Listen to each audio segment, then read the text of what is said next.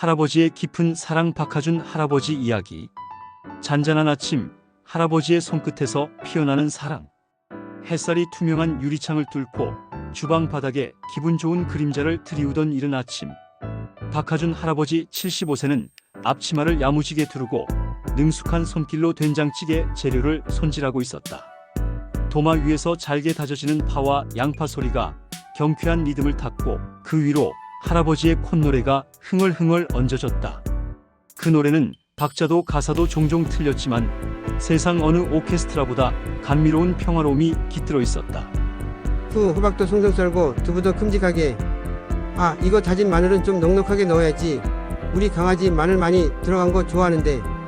할아버지의 혼잣말 속 강아지는 다름 아닌 손주 박준영 14세였다.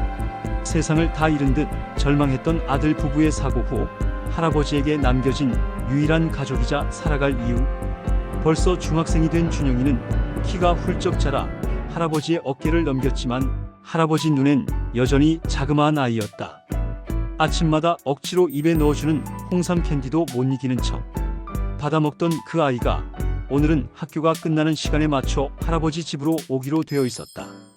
준영이가 학원에서 돌아오면 딱 뜨끈하게 끓여내야 할 된장찌개 생각에 할아버지의 입가엔 잔잔한 미소가 번졌다.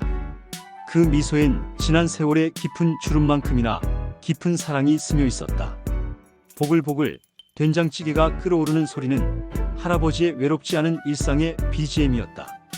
칼질 소리와 함께 들려오는 이 소리들은 할아버지에게 단순한 소리가 아니었다.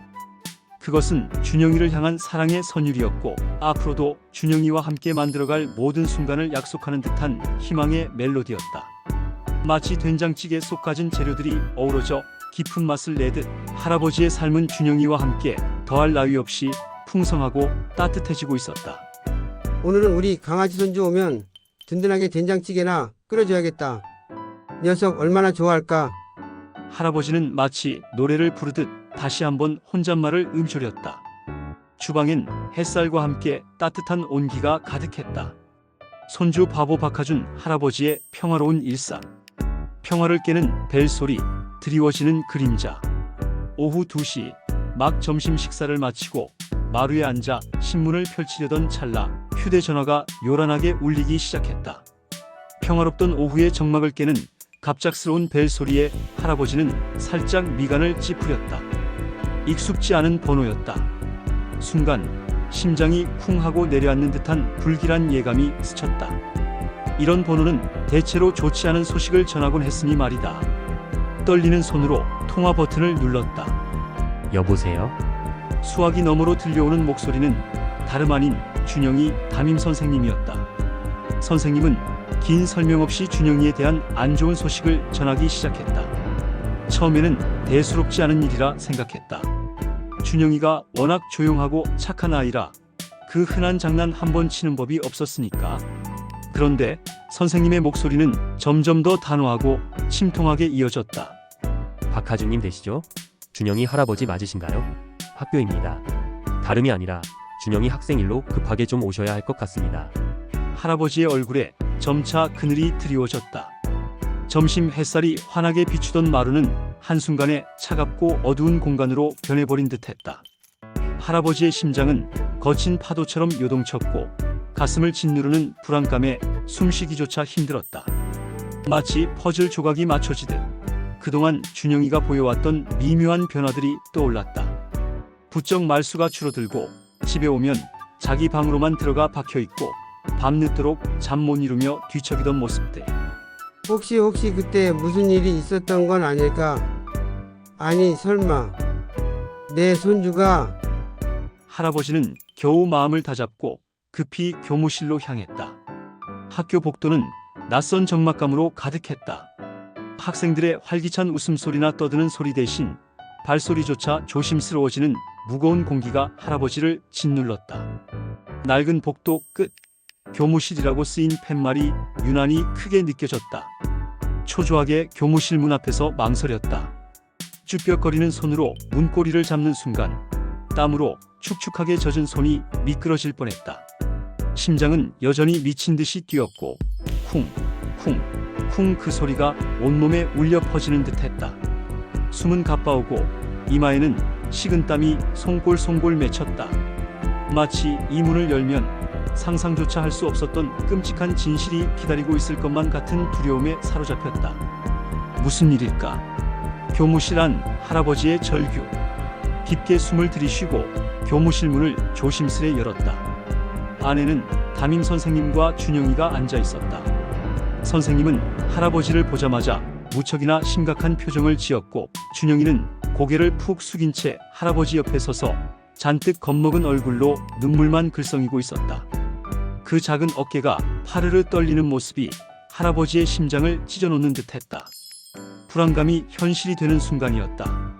선생님은 잠시 침묵을 지키다 이내 무거운 목소리로 입을 열었다. 박하준님 앉으시죠. 드릴 말씀이 있습니다. 할아버지는 준영이 옆에 조용히 앉았다. 교무실 안의 공기는 얼음처럼 차가웠고, 선생님의 다음 말이 곧 날카로운 칼날이 되어 할아버지의 심장을 꿰뚫을 것만 같았다. 할아버님, 죄송하지만 준영이가 학교폭력 가해자로 지목되었습니다. 친구들을 괴롭혔다고 합니다. 할아버지의 머릿속이 새하얗게 변했다. 멍한 상태로 겨우 선생님의 말을 되짚어 보았다. 가해자라니, 괴롭혔다니, 이게 무슨 말도 안 되는 소리인가? 내 손주 준영이가. 할아버지는 준영이를 쳐다보았다. 준영이는 여전히 고개를 들지 못하고 축 처진 어깨로 흐느끼고 있었다. 그저 슬픔과 당황스러움이 뒤섞인 듯한 표정이었다. 선생님, 준영이는 그럴 애가 아닙니다. 제가 옆에서 다 봤는데, 아니, 오히려 당하고 살았습니다. 할아버지의 목소리가 터져나왔다. 그동안 꾹꾹 눌러 담았던 준영이를 향한 믿음과 걱정이 뒤섞여 터져나온 절규였다. 그는 지난 몇 달간 준영이가 겪었던 일들을 기억했다. 새학년이 되면서 부쩍 기운을 잃어가던 아이. 옷은 항상 너저분해져 돌아왔고, 이유 없이 용돈이 줄어든 적도 있었다. 하루는 책가방이 망가져서 왔길래 물으니 그냥 실수로 떨어뜨렸다고 변명하며 애써 눈을 피하던 아이. 그 모든 작은 조각들이 이제야 맞춰지는 듯했다. 준영이는 피해자였다. 분명히. 선생님, 이 아이가 제 손주 준영이가 가해자라니요. 준영이는 그런 아이가 아닙니다. 제가 다 합니다. 제 눈으로 다 봤어요. 우리 준영이는 오히려 당하고 살았습니다. 애들이 준영이 가방을 던지고 이름을 비하하고 점심시간에 혼자 밥 먹게 하고, 제가 눈치채지 못할 거라고 생각했나요? 제 손주는요, 너무 여리고 착해서 누가 자기한테 뭐라고 하면 화도 못 내고 혼자 끙끙 앓는 아이입니다. 할아버지의 목소리는 분노와 슬픔으로 격앙되어 있었지만 그보다 더 큰 믿음이 실려 있었다. 준영이를 보호하고자 하는 뜨거운 사랑. 하지만 선생님은 차가운 사실만을 반복했다. 이미 다른 아이들의 증언이 있고 준영이가 괴롭혔다는 구체적인 내용까지 있다는 것이었다. 박하준님 이해합니다. 하지만 할아버지의 눈빛은 흔들리지 않았다. 차분하지만 단호하게 선생님의 말을 끊었다. 그리고 믿을 수 없다는 듯 울먹이며 말을 이었다. 선생님, 아무것도 모르는 아이에게 제가 얼마나 미안했는지 아십니까? 저는 이 작고 여린 아이에게 엄마, 아빠의 빈자리를 제가 대신 채워줄 수 있을 거라 생각했습니다. 그래서 매일 맛있는 밥을 해주고 옷을 입히고 잠을 재웠어요. 그런데 학교에 가면 이런 일이 벌어지고 있었다니. 제가 너무 못난 할아버지라서 이 아이를 제대로 지켜주지 못했습니다. 그 순간 할아버지는 망설임 없이 무릎을 꿇었다. 삐걱거리는 무릎 연골이 비명을 지르는 듯 했지만 아픔을 느낄 새도 없었다. 오로지 준영이를 지켜야 한다는 일념뿐이었다. 준영이의 눈이 동그랗게 커졌고 선생님 또한 당황해서 어쩔 줄 몰라 했다. 선생님, 제 손주는 사실 따돌림을 당했습니다. 혼자 꾹 참고 아무 말도 못했어요. 이 작고 여린 애가 뭘 안다고 가해자라고 합니까? 잘못한 게 있다면 너무 착해서 혼자 아파했다는 겁니다. 제발 이 할애비가 모든 걸 책임질 테니 이 아이는 용서해 주십시오. 할아버지의 눈에서 뜨거운 눈물이 봇물 터지듯 흘러내렸다. 그 눈물은 준영이를 향한 미안함, 그리고 지켜주지 못한 자신에 대한 자책감, 동시에 준영이를 향한 무한한 사랑의 표현이었다. 늙은 할아버지의 처절한 외침에 교무실은 한순간 정적이 흘렀다. 슬픔과 분노, 절박함이 뒤섞인 비장하고도 슬픈 BGM이 깔리는 듯했다. 할아버지 눈엔 슬픔과 분노가, 오해 풀림, 그리고 따뜻한 위로. 할아버지의 절규와 눈물은 무표정하게 앉아있던 선생님의 마음을 움직였다. 선생님은 당황스러움 속에서도 할아버지의 진심을 느꼈는지 굳게 다물었던 입술을 열었다. 박하준님, 진정하세요. 일단 일어나시죠. 할아버지의 눈은 여전히 붉게 충혈되어 있었지만 그의 표정은 준영이를 향한 사랑으로 가득했다. 그때 준영이가 할아버지의 품으로 와락 달려들었다. 작은 몸이 할아버지의 허리를 끌어안고는 흐느끼기 시작했다. 할아버지 흑흑흑. 준영이의 흐느낌은 지금까지 억눌러왔던 모든 아픔과 서러움을 토해내는 듯했다. 할아버지의 품 안에서 준영이는 그제야 진정한 위로를 얻는 듯했다. 준영이는 할아버지의 넓고 따뜻한 품에서 모든 것을 이해하고 감싸 안아주는 사랑을 느꼈다. 할아버지의 거친 손은 준영이의 작은 등을 천천히 쓰다듬으며 괜찮다, 괜찮아라고 속삭이는 듯했다. 선생님의 얼굴엔 놀라움과 함께 죄송스러움이 번져갔다. 그제야 준영이가 그동안 학교에서 겪었던 일들의 전말을 다시 생각하게 된 것이었다. 아이들의 증언만 듣고 성급하게 판단한 자신을 반성하며 고개를 숙였다. 죄송합니다, 박하준님. 제가 너무 성급했습니다. 좀 더 깊이 알아보지 못하고. 죄송합니다. 정말 죄송합니다. 선생님의 목소리에도 미안함과 후회가 짙게 배어 있었다. 할아버지의 눈물 어린 호소와 준영이의 흐느낌이 거짓이 아님을 깨달은 것이다. 학교 폭력 가해자로 지목된 준영이가 사실은 따돌림의 피해자였으며 할아버지는 손주를 지키기 위해 무릎까지 꿇었던 것이다. 그 진실이 너무도 선명하게 드러나는 순간이었다. 할아버지는 준영이를 꼭 안아주며 눈물을 닦아주었다. 그리고 부드럽지만 단호한 목소리로 준영이에게 말했다. 괜찮다, 괜찮아. 우리 강아지. 이제 다 괜찮아. 할아버지가 옆에 있으니까 아무것도 걱정할 거 없어. 그리고 선생님을 향해서도 말했다. 선생님, 괜찮습니다.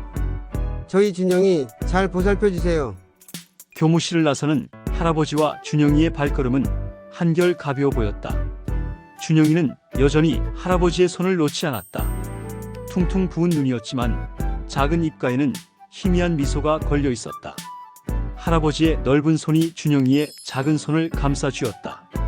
그 따뜻한 온기가 준영이의 얼어붙었던 마음을 녹이는 듯했다. 할아버지는 집으로 돌아가는 길 준영이의 머리를 쓰다듬으며 나지막이 말했다. 이제 집에 가서 할아버지가 맛있는 된장찌개 끓여줄게. 준영이는 고개를 들어 할아버지를 올려다보았다. 그동안의 고통과 두려움이 할아버지의 된장찌개 한마디에 녹아내리는 듯했다. 세상의 어떤 요리보다 따뜻하고 포근한 맛을 선물해 줄 것임을 아는 듯이 집으로 돌아온 할아버지는 다시 앞치마를 두르고 주방으로 향했다. 아까보다 훨씬 더 정성을 다해 된장찌개를 끓였다. 보글보글 끓어오르는 된장찌개의 구수한 냄새가 온 집안을 감쌌다. 그것은 단순히 저녁 식사가 아니었다. 할아버지의 무한한 사랑과 헌신, 그리고 지켜주겠다는 굳은 약속이 담긴 가장 따뜻한 위로였다. 할아버지의 된장찌개는 사랑이었다.